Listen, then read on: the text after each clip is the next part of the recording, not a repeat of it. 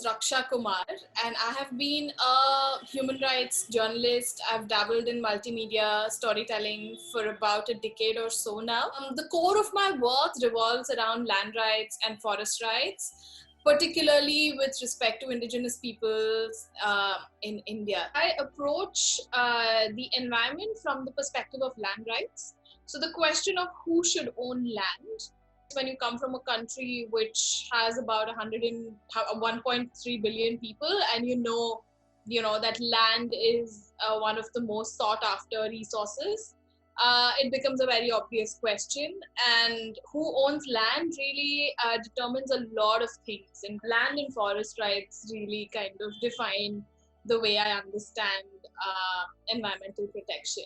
So it's a slightly different lens to take, but that is something that I've been engaging with for the past 5 to 6 years. So the indigenous peoples and their traditions and practices that actually go into preserving the environment the way it exists today is something that a lot of the modern practices actually overlook.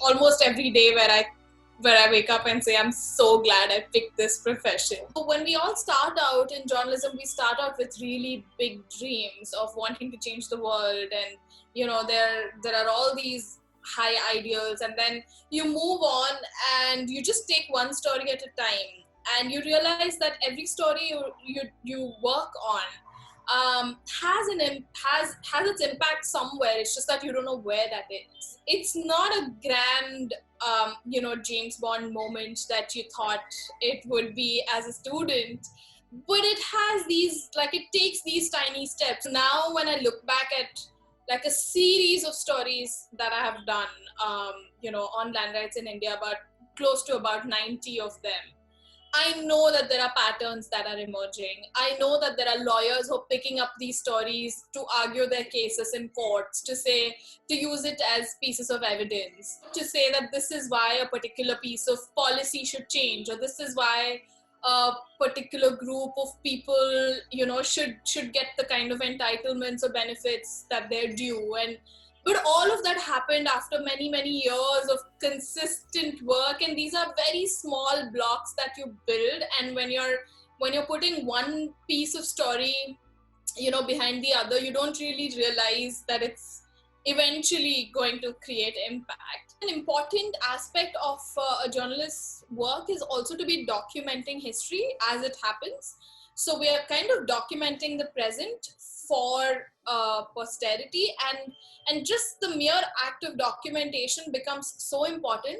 While we are doing it, it might appear to be very mundane, but then you look back and say, if that person hadn't documented that incident back then, well, right now there is nothing that you could have proved as a lawyer, as a journalist, or as a policymaker. And especially when we're looking at resistance to authoritarian tendencies, especially in democracies like ours, it becomes even more important.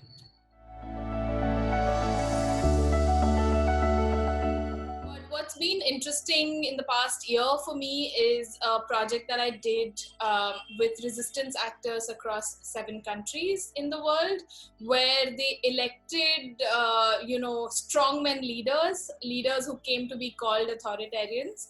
And I worked with, a lot of the movements and actors who are resisting these leaders. And so Brazil, Turkey, Hungary, India, Kenya, the Philippines, and the US. And all of them, the US back when Donald Trump was the president. So all these 7 countries had, what people started calling as elected authoritarians.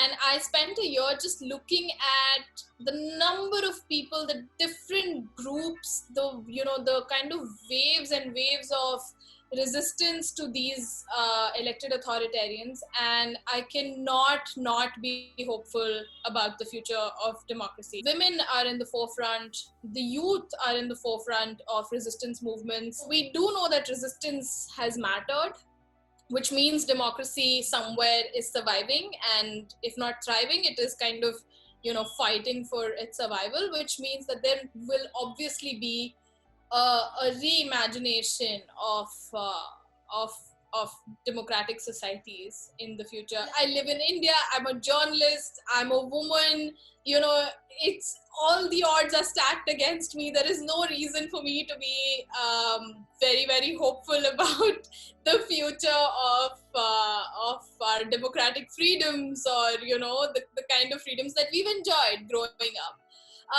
But when I looked at the resistance movements, it's the younger people who are fighting for the rights that they've in certain situations they've never really experienced. You see that it really does make you hopeful. There is, and they're doing it at the face of extremely stiff oppression by the state.